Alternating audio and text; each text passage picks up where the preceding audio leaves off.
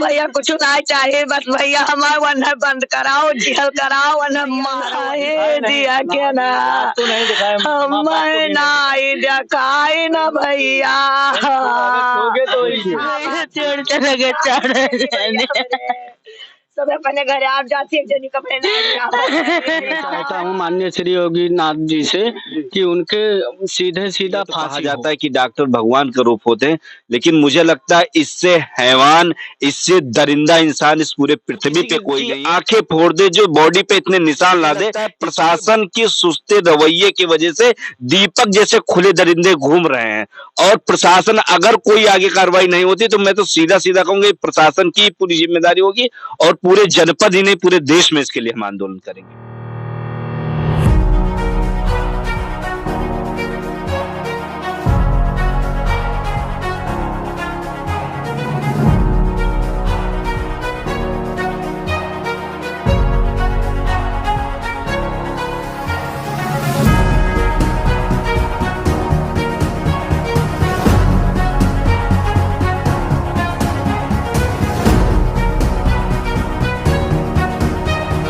भारत राष्ट्रहित की आवाज न्यूज के साथ मैं रवि गर्वंशी। मेरी मौजूदगी इस समय गोंडा जिले के मोतीगंज थाना अंतर्गत ग्राम सभा आंचलपुर में है।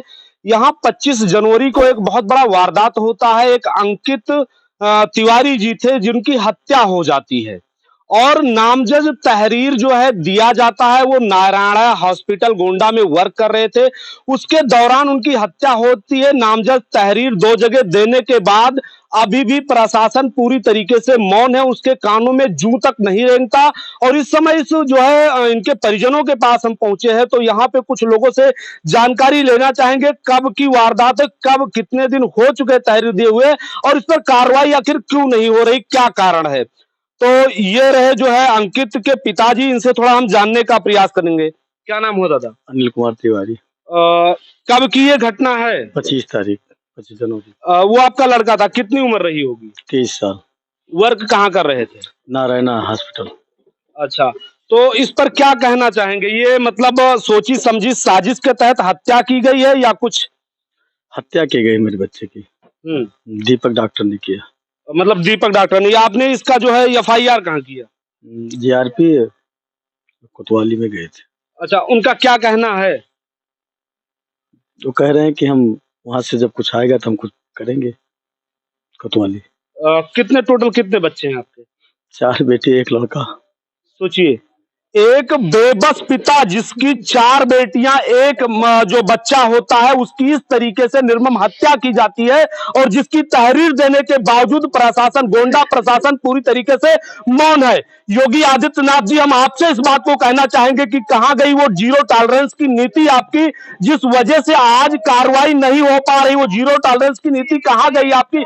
24 घंटे के अंदर वो कार्रवाई कहां गई आपकी? देखिए, ये माता जी है और सिचुएशन क्या हो चुकी है आज भी आप लोग देख सकते हैं। क्या सिचुएशन है आज, उस घर में क्या गुजर रही है, लोगों पे क्या गुजर रही है, परिजनों पर क्या गुजर रही है, जिसकी वजह से आज ये घर जो है पूरी तरीके से वीरान। ये पूरा ग्राम सभा मातम में डूबा हुआ है।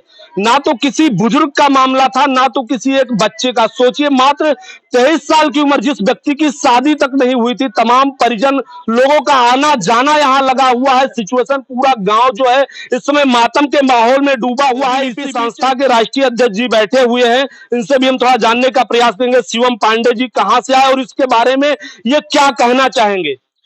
देखिए, जब पूरा देश गणतंत्र दिवस मना रहा था तो गोंडा जनपद से हम सबको खबर मिली कि एक 23 साल का बालक वहां पे नौकरी कर रहा था और आरोप जो सीधा सीधा उनके पिताजी हमारे साथ में बैठे हैं, बता रहे डॉक्टर दीपक सिंह।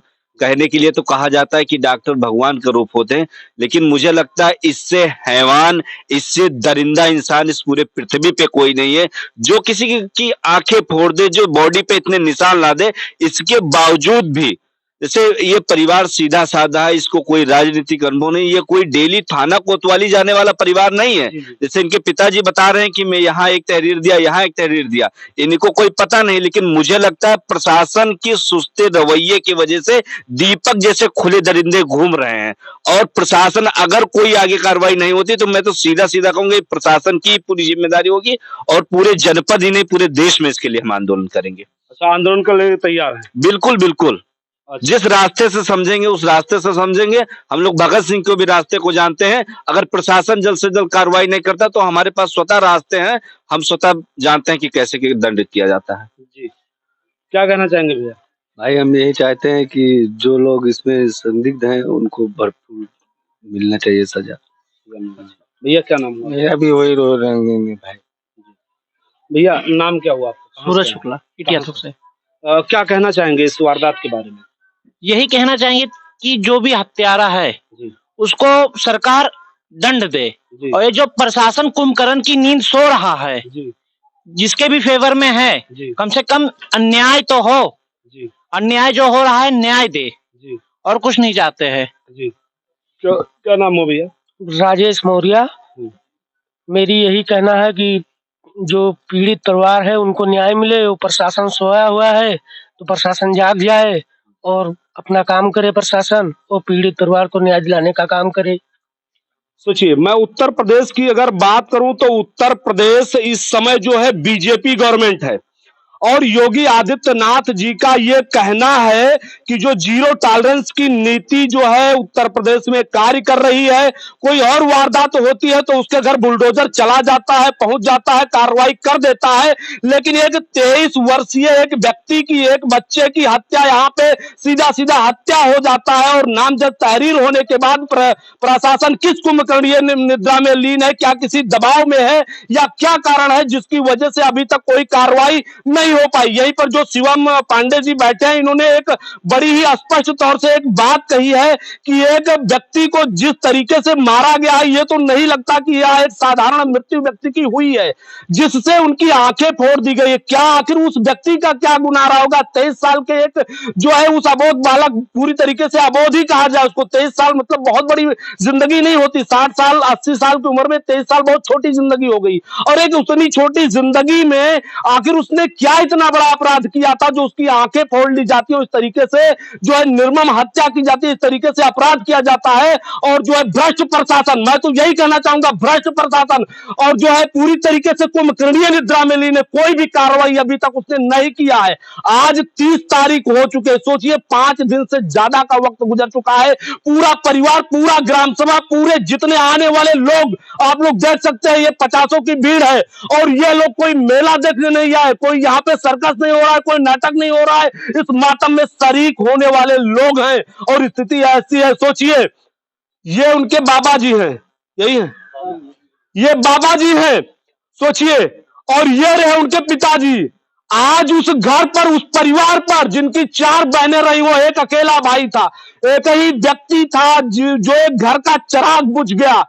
और ऐसे चीजों पे जो है अभी भी प्रशासन गोंडा की कुंभकर्णीय निद्रा में लीन है, लूली लंगड़ी और बहरी हो चुकी है, उसे देखना सुनाई देना बंद हो चुका है। इस पर जो है कहीं ना कहीं मैं स्वयं इसकी कड़ी निंदा करता हूं। और योगी आदित्यनाथ जी, आपसे एक निवेदन भी करना चाहूंगा कि जो भी इसमें संलिप्त मिले उस व्यक्ति पर कड़ी कार्रवाई नहीं, उस व्यक्ति को सीधा फांसी होना चाहिए। इस तरीके से अगर 23 वर्षीय व्यक्ति की निर्मम हत्या होती है तो उस व्यक्ति को सीधा सीधा फांसी की सजा होनी चाहिए। इस तरीके से अगर ये भ्रष्टाचार बढ़ता रहा तो हमारा ये उत्तर प्रदेश कैसे उत्तम प्रदेश बन पाएगा? और आप जो इस बात को कह रहे हैं जीरो टॉलरेंस की नीति, इसका आप ही बताइए, इसका पालन हो कहां रहा है? ये भ्रष्ट अधिकारी आपके भी नाम को डुबाने का प्रयास कर रहे हैं, और इस पर जो है लोगों की भी यही मांग है कि इस पर जो है न्यायोचित कार्रवाई होना चाहिए। के परिजन है जहां पे पूरी तरीके से मातम छाया हुआ है, और ये रही उस बच्चे के जो मात्र महज 23 साल की अवस्था में इस परिवार का एकमात्र चिराग, एकमात्र सहारा, जो इस परिवार को छोड़ छोड़कर चला गया, लोगों के सोचे समझी साजिश का शिकार हो गया। ये उसकी माँ रही बेचारी। हमार भैया कुछ ना चाहिए, बस भैया हमार वन्ना बंद कराओ, जेल कराओ, वन्ना मारो अच्छे। किसने किया ये वारदात? अरे वही दीपक भैया फवन के ही के लगे। तो कहीं हम परे घरे जाए थे, हमार फोन आवत है, तो हम कह भैया तोहरे लगे कि रे, तोहरे ये विश्वास है कि रे, तो तू हमरे लगे आओ। तो वही भैया फिर ना बोले, वो ना बोले, कहीं जाओ गाड़ी स्टेशन के लगे जाओ, केहू कर पड़ा है, हम जाने ना एक्सीडेंट। तब भैया बांधा छोरा वाला रहे, तब हम गयन दौड़ी जैसे ऐसे पकड़न, कहीं ये चिन्ह छू पुलिस, कहीं चाची चिन्ह छू, हम कहें हाँ। तब वो अत जोन धरे रहे दवैया का कुल अत धरे रहे कगदा। अच्छा तब वह हम देखे, हम कहन हमार भैया, तो भैया एक जने बल्ले का भाग गए, कहीं न बल्ले का आई थे। फिर हम भैया नहाए दिया के ना, हम नहाए दिखाई न भैया,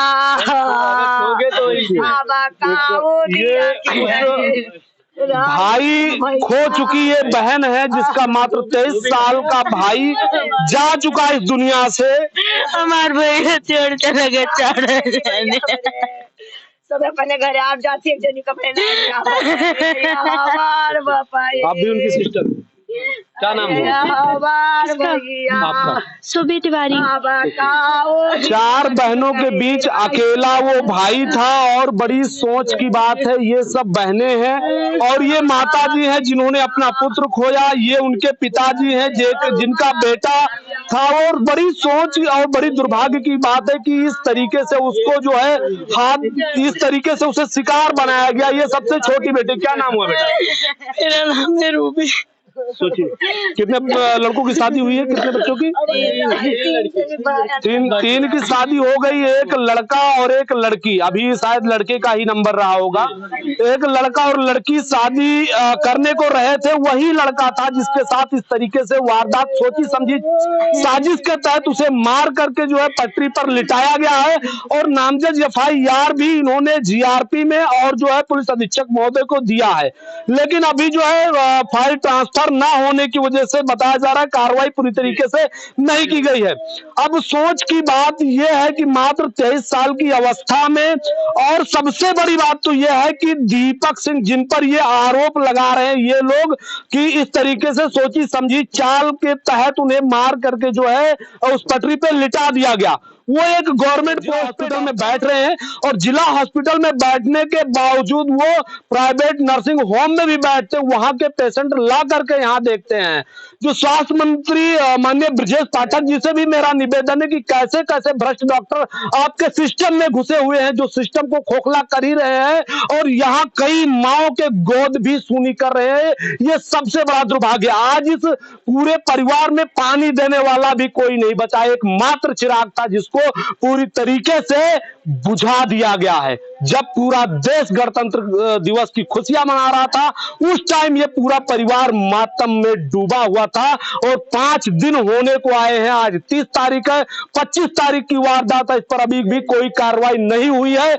योगी आदित्यनाथ जी, हम आपसे ये जानना चाहेंगे कि छोटी सी पॉइंट अगर किसी की मिलती है तो उस पर बुलडोजर चला दिया जाता है, आपका प्रशासन अगर कोई हेलमेट न लगाए तो उस पर चालान कर देती है। एक साइकिल चोर को आपकी ये प्रशासन उठा के लाती है, 4 दिन की जेल कर देती है, और उससे साइकिल बरामद करके दे दिया जाता है। और नामजद FIR होने के बाद आखिर उस कातिल तक क्यों नहीं पहुंच पाई प्रशासन, ये सबसे बड़ा सवाल है। और सवाल इसलिए भी है, सवाल प्रशासन पर इसलिए भी है कि वो किसी के दबाव में कार्य कर रही है या कुछ और मामला है जिसकी वजह से अभी तक इस मामले में कड़ा एक्शन नहीं लिया गया है। प्रशासन ये भी कह रही है GRP वाले कि ये सीमा का विवाद है, और हम वहाँ मतलब वो वहाँ भेज रहे हैं, वो यहाँ भेज रहे हैं, यही कह रहे हैं कि सीमा का ये है विवाद, और हम भेजेंगे। लेकिन अभी 5 दिन हो गया है, अभी कोई कार्य नहीं हुआ है, हम लोग को कोई संतुष्टि नहीं है जी। FIR भी नहीं दर्ज की आपकी? नहीं, नगर कोतवाली में पहले गए तो वहाँ उन्होंने बोला कि आप GRP कोतवाली में वहाँ कराइए, वहाँ बॉडी मिली है, हमारे यहाँ नहीं बॉडी मिली है। हम लोग यहाँ मतलब 3 घंटा परेशान हुए, जब हम लोग धरना दिए कि नहीं होगा जीआरपी में, तब बहुत कोशिश कप्तान साहब के पास गोरखपुर फोन गया यहाँ से, तब उन्होंने बताया है।